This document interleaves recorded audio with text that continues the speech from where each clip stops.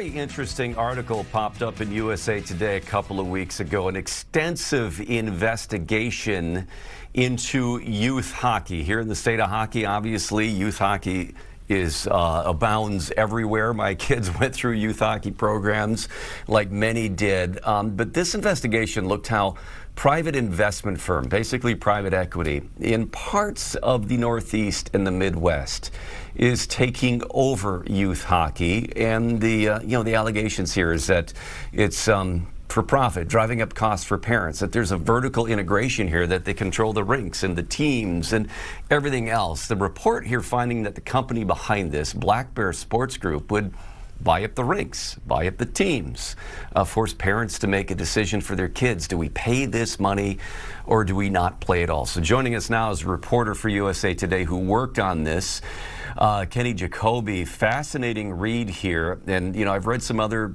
things and seen some other reporting related to this as well. How did you get started down this investigative trail into the way youth hockey in parts of the country is changing? Well, thank you for having me on. I've spent the last year and a half or so investigating the business of youth hockey. My reporting started in Dallas, where I reported on a situation involving the Dallas Stars monopolizing youth hockey in Texas. That reporting led to lots of parents and coaches and players in the hockey community reaching out to me and telling me that I had to look next into this group called Black Bear Sports Group, which had grown in less than a decade into the single largest owner-operator of ice rinks in the U.S. and was using a lot of the same tactics that the Dallas Stars used to take control of not just the ice, but all the programming that happens on the ice as well. Yeah, and you describe, again, sort of the vertical integration, and what that means is it's sort of a monopoly, essentially, is that you control every step of this, by owning the venue and owning the teams and owning the tournaments. I mean, how did that fully extend from top to bottom in terms of what they control? Well, this is a dynamic that a lot of rink owners, especially in recent years, have sort of capitalized on. They realize that they control the one scarce resource that hockey teams need to be able to play. And so they can use that ice as leverage to force families into their own ecosystem of teams and leagues and tournaments and showcases and streaming services and other associated fees. And what concerns antitrust experts about this is not so much the consolidation of ice rinks, it's the way that they've used their leverage in the ice rink market to get a leg up in other markets and really control multiple levels of the supply chain. And what did this do for the cost to those involved in youth hockey programs in these areas? So the result is higher prices, fewer choices, and in many of these Black Bear markets where they own multiple rinks, it is the case that there's just a lot more demand for ice time than there is supply. So Black Bear knows that by owning even, a third or half of the rinks in a given market, they're going to be almost guaranteed a certain amount of business and have this kind of captive audience where customers are going to have to pay almost any price that they set. And so it sort of takes advantage of a system where there's just not that much ice to go around. All right. Well, let's talk about that geographically. We don't see this in Minnesota or Wisconsin. What parts of the country is this primarily affecting, where they've been buying up these rinks and programs, and how many? Yeah, so Black Bear's very influential in the Northeast and the Midwest. They have a huge presence in Pennsylvania, New Jersey, Michigan, Illinois is quite significant as well. And you did mention Minnesota and Wisconsin have been spared so far. Michigan, I would add, is a pretty significant hockey market, and Black Bear has made some significant inroads there. So they continue to expand. They just bought another rink in Illinois not that long ago. So it remains to be seen where they will go next. Now, you spoke at length for your article, too, with the Black Bear Sports former CEO, right, who has since stepped down from that position. What did he have to say in response to your line of questioning about what's been happening. Yeah, so Murray Gunty, he is the founder of Black Bear. He's also the CEO of the private investment firm that owns Black Bear. And I sat down with him for about 90 minutes. I asked him lots of questions about everything that appeared in the article, including these antitrust concerns. His position is essentially that Black Bear is the savior of struggling ice rinks, that they are helping grow participation in the game by offering low-cost programs. Now, I would say that Black Bear, it is true that they have bought certain rinks that may not be open otherwise, that were in financial distress. But they've also bought a lot of rinks that were doing just fine financially as well, that help them grow their market share and kind of exploit some efficiencies as far as having multiple rinks in one market, the resources that one rink can share with another. So it's, even though that is Murray Gunty's main position, that his company is saving these rinks, almost doing it for what he almost described as a charitable cause. It is also the case that they are charging families a lot more than they used to be paying to use the ice, and making a good amount of money doing it. And weren't they also, or maybe they still are, then charging for their own streaming service so that families could watch games if they weren't there, and that and other elements of this as well?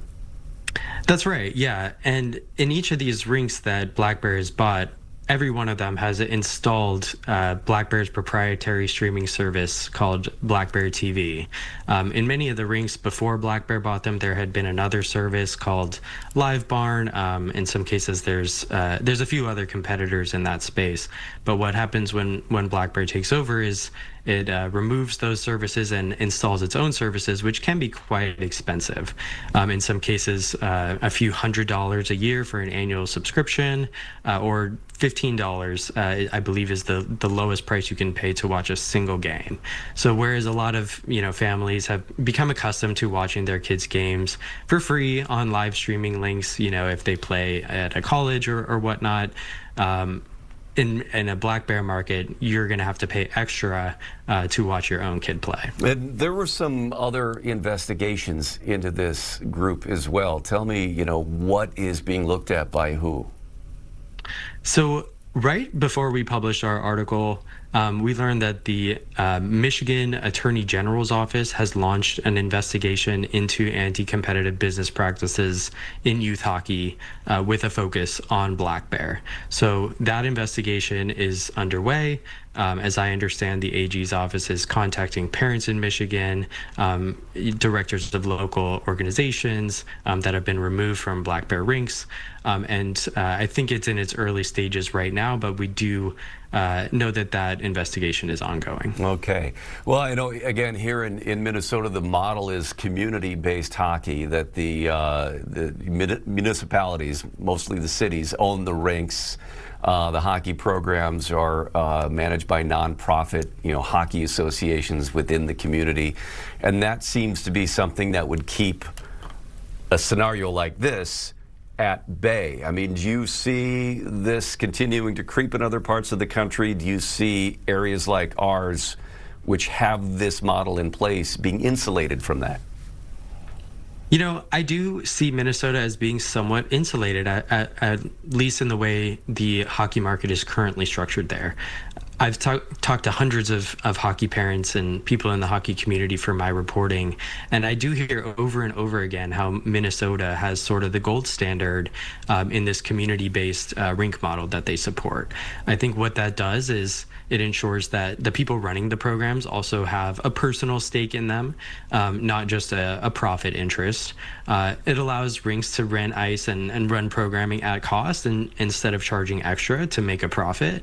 And it just provides more choices so that if a family does have a bad experience at one rink, they can go to another rink over. There are other options. And that also forces rinks to have to compete with each other for business by offering better services or lower prices. And that just creates for a healthier ecosystem in general. Yeah, typically the way it's worked here with youth hockey is that the Youth Hockey Association rents ice time at, it could, your own rink, but then in rinks in neighboring cities as well, depending on where ice is available, but all community run. So, that does keep the prices down much lower. So we'll hope that model continues.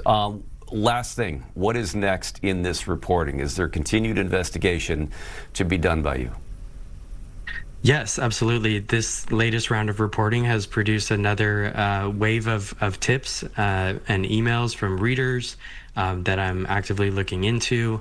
Another development that came out of the reporting was that a federal bill was introduced about a week ago on Capitol Hill in Washington, D.C. by some lawmakers, including Senator Chris Murphy in Connecticut, and a few others, that would ban private equity from youth sports. So it's a really ambitious bill.